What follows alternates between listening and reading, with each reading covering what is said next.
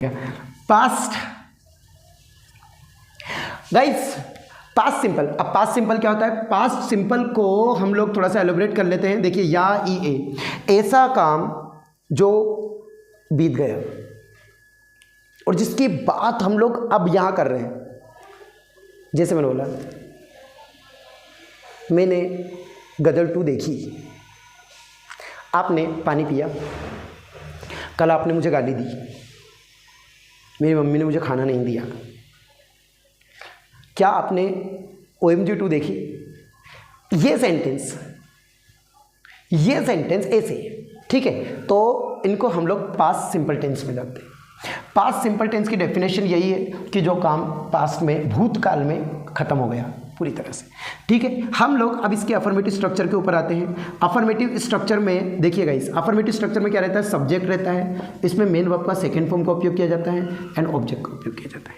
जब आप लोग इसके नेगेटिव स्ट्रक्चर में आते हैं तो देखिएगा, इस अब नेगेटिव स्ट्रक्चर के लिए थोड़ी सी देर के लिए रुकना पड़ेगा आप लोगों को। पहले अफर्मेटिव को थोड़ा समझ लेते हैं। जैसे मैंने बोला कि मैं बाजार गया, चलो घर ही ले लो, तो अब लिखा गया तो मैं घर गया। अब मैं घर गया, सिंपल सी बात है यार, मैं घर गया या ई ए। अब प्रेजेंट सिंपल में तो आप जाओगे नहीं, उधर तो ताहे तीते हैं। अब मैं घर गया, अब मेन वर्ब का सेकंड फॉर्म का उपयोग करना अपने को, क्योंकि स्ट्रक्चर कह रहा है प्रेजेंट सिंपल में सेकंड फॉर्म लगता। अब मैं घर गया, अब ये स्ट्रक्चर अफर्मेटिव है, ना तो नेगेटिव होगा ना इंट्रोगेटिव। देखो गाइस, 2 अफर्मेटिव हो गए आप लोग को, एक पर ये अफर्मेटिव होगा, ये एक अफर्मेटिव ही होगा, और ऐसे 12 अफर्मेटिव होगी, क्योंकि 12 टेंस पढ़ने वाले हम लोग।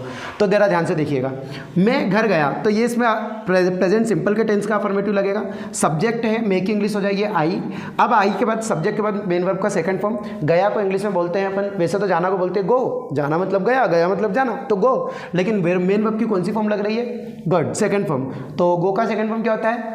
क्या होता है? वेंट। गुड, वेरी गुड, क्या बात है, आप दोहरा रहे हो और मेरे को पता लग रहा है कि आप दोहरा रहे हो सेंटेंस को। आगे ऑब्जेक्ट, घर, घर की इंग्लिश क्या होती है? होम, ठीक है। अब आगे देखिएगा, मैं घर गया, आई वेंट होम। अब यहाँ पे डू डस को खत्म करो, सिंपल सी बात है, ठीक है। I went home, we went home, you went home, they went home, he went home, she went home, it went home, okay. Bus went home, sir went home, पापा went home, मम्मी went home. इस तरह से हम लोगों को work करना है, ठीक है। सब्जेक्ट प्लस मेन का सेकंड फॉर्म प्लस ऑब्जेक्ट। अब जब आप लोग नेगेटिव स्ट्रक्चर में आओगे तो नेगेटिव स्ट्रक्चर में आपको हमेशा याद रखना है सब्जेक्ट प्लस डिड नोट का उपयोग किया जाता है गाइस। जैसे आप डिड नोट का उपयोग करोगे तो मेन वर्ब का फर्स्ट फॉर्म प्लस ऑब्जेक्ट। देखिए गाइस, इसमें क्या रहता है कि आप लोगों को ये याद ही रखना है कि अफर्मेटिव से आप जैसे नेगेटिव में आओगे, जैसे आप मैं घर गया से मैं घर नहीं गया में आओगे, मैं घर नहीं गया में आओगे, तो आप सब्जेक्ट के साथ डिड नोट का उपयोग करोगे। जैसे डिड नोट का उपयोग करोगे तो सेकंड फॉर्म फर्स्ट फॉर्म में चेंज हो जाती है।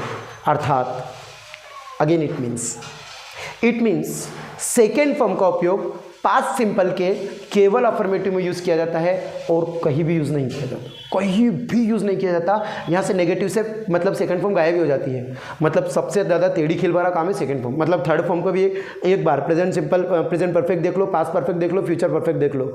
इसके बाद चाहिए था वाले कुछ सेंटेंस मतलब मुझे जाना चाहिए था, मुझे आना चाहिए था, सकता था में भी could have plus third form का उपयोग हो जाता है। लेकिन सेकंड फॉर्म तो दुनिया में एक ही जगह लगती है। अच्छा, ये सबसे ज़्यादा इंपॉर्टेंट, मेरी मम्मी ने आज मेरे को पीटा क्योंकि मैंने पानी नहीं भरा, क्योंकि पापा आए लेकिन पापा ने फिर मम्मी को मारा, मैं रोया, सर ने कहा कि तुमने होमवर्क कंप्लीट नहीं किया, फिर मैंने कहा मेरे को मम्मी ने पीटा क्योंकि मैंने पानी नहीं भरा, लेकिन पापा ने मम्मी को पीटा। तो ये क्या, ये सेंटेंस सारे के सारे किसी भी स्टोरी को बताने के लिए सेकंड फॉर्म का बहुत उपयोग किया जाता है, ये याद रखना, ठीक है। तो मैं घर नहीं गया, सब्जेक्ट इंग्लिश होती है आई मतलब मैं की इंग्लिश होती है आई के बाद डिड नोट का उपयोग किया जाएगा। जैसा स्ट्रक्चर कहता है वैसा करना। अब मैं आपको स्ट्रक्चर की थोड़ी सी डेफिनेशन बता देता हूँ कि क्या होता है। देखिएगा, अगर ये स्ट्रक्चर होता है नॉट डिड, तो मैं यहाँ लिखता आई के बाद नॉट डिड, मतलब the value of structure, okay. अब यहाँ पे लेकिन नोट डिड नहीं है, यहाँ पे डिड नोट है। आप लोगों को डिड नोट ही करना पड़ेगा, ठीक है। डिड नोट मतलब इससे आप एक बात तो समझ गए कि यहाँ पे आई मैंने लिखा पहले नंबर पे, तो मैंने सब्जेक्ट के हिसाब से लिखा है। मैंने इसलिए नहीं लिखा कि मैं पहले है इसलिए आई, नहीं, पहले सब्जेक्ट मांग रहा है स्ट्रक्चर इसलिए आई, ठीक है। डिड नॉट हो गया, वर्ब का फर्स्ट फॉर्म गया मतलब वर्ब का फर्स्ट फॉर्म लगेगा, जाना को इंग्लिश में बोलते हो गो, और घर को इंग्लिश में बोलते हो object home.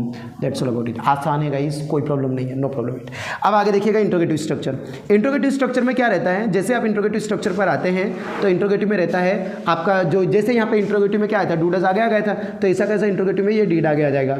Deed plus subject plus main verb का first form plus object, and ये हो जाएगा आपका क्वेश्चन मार्क। नोट्स बनाते चले गाइस, मोस्ट इंपोर्टेंट है, ध्यान रखना, ठीक है। अब आगे मैंने बोला मैं घर नहीं गया। अब इसका सपोज मान लीजिए क्या मैं घर गया, क्या मैं घर गया।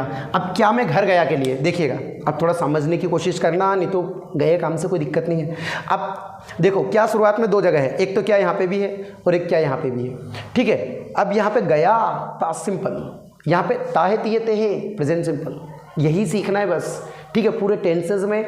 और मैं आपको 100+ स्ट्रक्चर दूंगा, 100+ स्ट्रक्चर्स, मतलब 100+ डेफिनेशंस आप लोगों को हिंदी में अलग अलग तरीके की आएगी, ठीक है। और उनके भी 4-4, इसके 1 के 4 बना लिए, इसे 1 के 4 बना लो, फिर इसे 1 के 4 बना लो, इसे 100 के 4 बना लो, टेंस को छोड़ने के बाद, तो कितने हो गए सोचो जरा, आप काउंट करके मेरे को कमेंट बॉक्स में बताएं, है ना। तो क्या मैं घर गया, तो इंट्रोगेटिव में क्या मैं घर गया की इंग्लिश देखो। अब गई यहाँ पे मैंने बताया आपको शुरुआत में अगर क्या होगा तो वर्ड तो नहीं बनेगी इंग्लिश, ठीक है, वो बनेगी उसकी हेल्पिंग। सॉरी गाइस, मैंने क्वेश्चन मार्क नहीं लगाया है।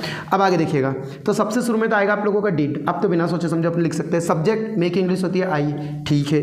वर्ब का फर्स्ट फॉर्म जाना को इंग्लिश बोलते हैं गो, ठीक है। ऑब्जेक्ट होम मतलब घर, क्वेश्चन मार्क जरूर लगाएं, अगर क्वेश्चन मार्क नहीं लगाया तो भी सेंटेंस गलत, ठीक है। अब मुझे एक बात बताओ, इंट्रोगेटिव प्लस नेगेटिव का स्ट्रक्चर आप बना सकते हो क्या?